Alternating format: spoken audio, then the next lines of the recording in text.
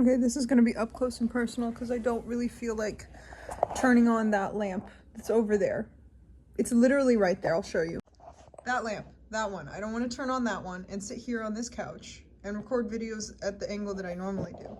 Because this little munchkin decided to sit on my lap.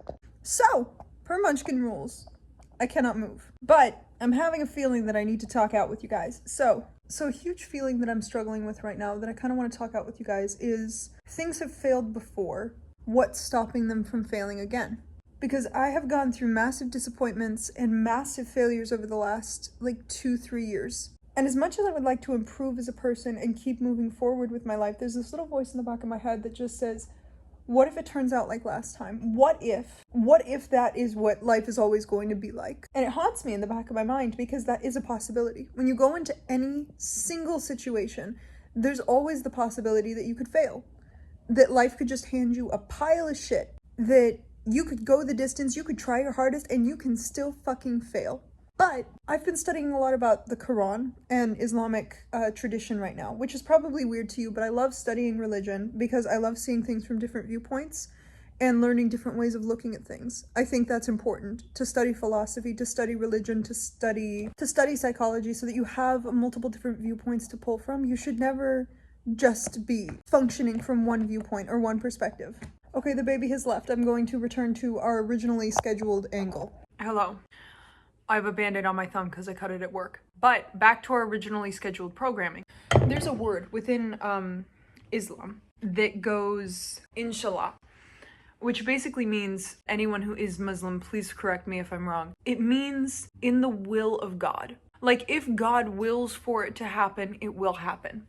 And if God wills it not to be, then it will not be. And when my friend told me about this word and how to use it when you pray and everything like that, it just struck me through the heart because I'm not a particularly religious person. I should make a whole video about my own personal beliefs, and I should make, okay.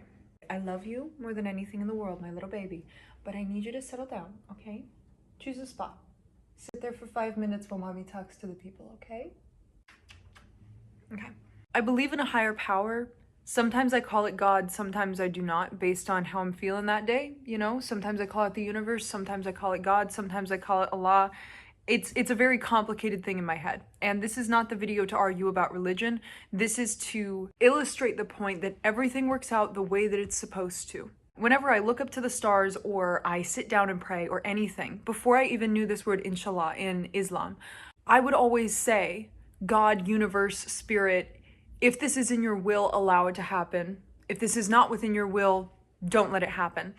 Basically saying, please allow things to be the way they're supposed to be, not the way that I want them to be. Another quote that I've heard before that goes, you're making a chocolate chip bagel, putting cream cheese on it and everything, and your dog is there begging for that chocolate chip bagel. You know if you give him the chocolate chip bagel, it will kill him. He will die. So, you know that the bagel is bad for him, but he cannot comprehend how horrible it will be if you give him what he wants. And sometimes God behaves that way. Sometimes the universe behaves that way. You do not get what you want because you cannot comprehend how horrible it will be for you.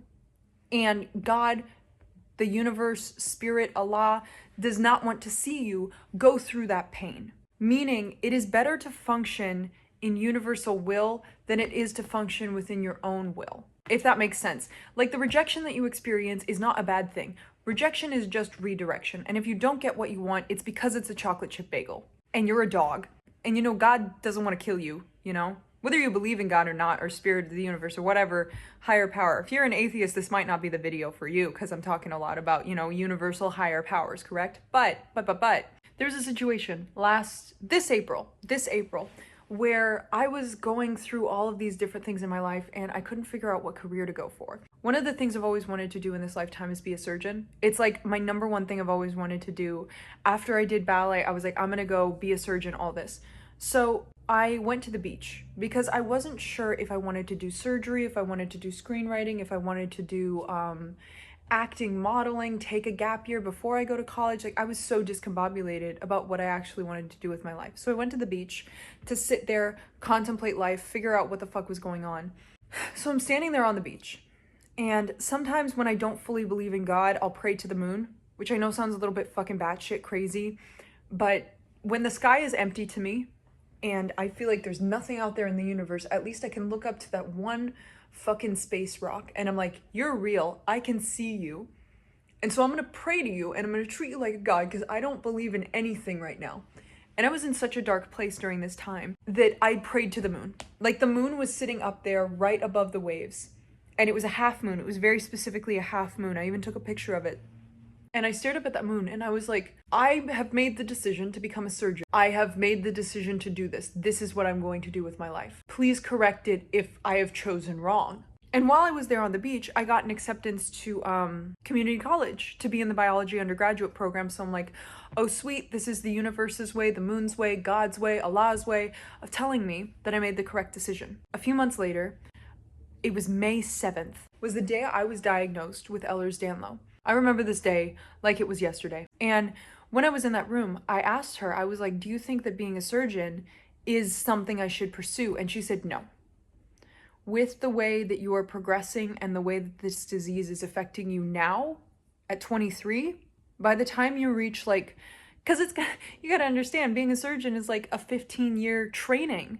So she said in 15 years, you know, when you're like in your 30s and you're actually a surgeon, your body's going to be so broken down that it's like, it's not a possibility. That was my inshallah, in a sense. It was not in the will of God for me to become a surgeon. And a few hours after I got that diagnosis, I got an email from my dream screenwriting school that I had been accepted with a 50% scholarship. And that day spoke to me so deeply because I was like, maybe every time I've experienced rejection or I've experienced pain or I've experienced loss, it was just God not giving me a chocolate chip bagel. It was the universe's way of being merciful. Because maybe the pain that you felt was an ounce of the pain that you could have experienced if you got that thing that you really, really wanted. And maybe there's some invisible force out there in control of all of this that knows better than you.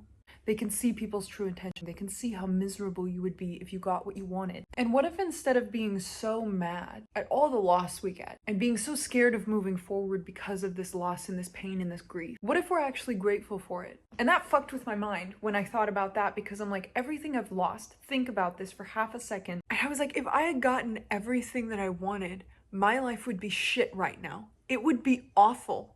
I would be stranded in another country with a job that pays me $600 a month. No friends, no family, nothing to help me or support me. Everything that I lost was for the better. Everything I lost wasn't good for me to begin with. It wasn't a loss, it was a redirection. It was all guided in some way towards a more beautiful, easier, simpler path for me in this lifetime. And inshallah, when I heard that word, in the will of God, it's like I finally understood. And I stopped looking up at the sky being like, I'm so mad at you. I'm so mad at you, you invisible force of the fucking world. I'm so mad at you, at life, for what you put me through. And instead I looked up and I was like, I understand now. I understand now why it had to happen the way that it did. I understand why you put me through the situations that you did. I understand all of it. I can see that if I had gotten what I wanted, it was gonna kill me. I wanted a chocolate chip bagel and you wanted what was best for me. So as much as I want to be mad at you, I don't want to blame you for hurting me in the way you did. I understand you were holding me back from an even worse pain. And I know I look crazy right now talking to a God that you might not believe in my fucking living room. I don't care. I feel a sense of peace knowing that the word inshallah exists.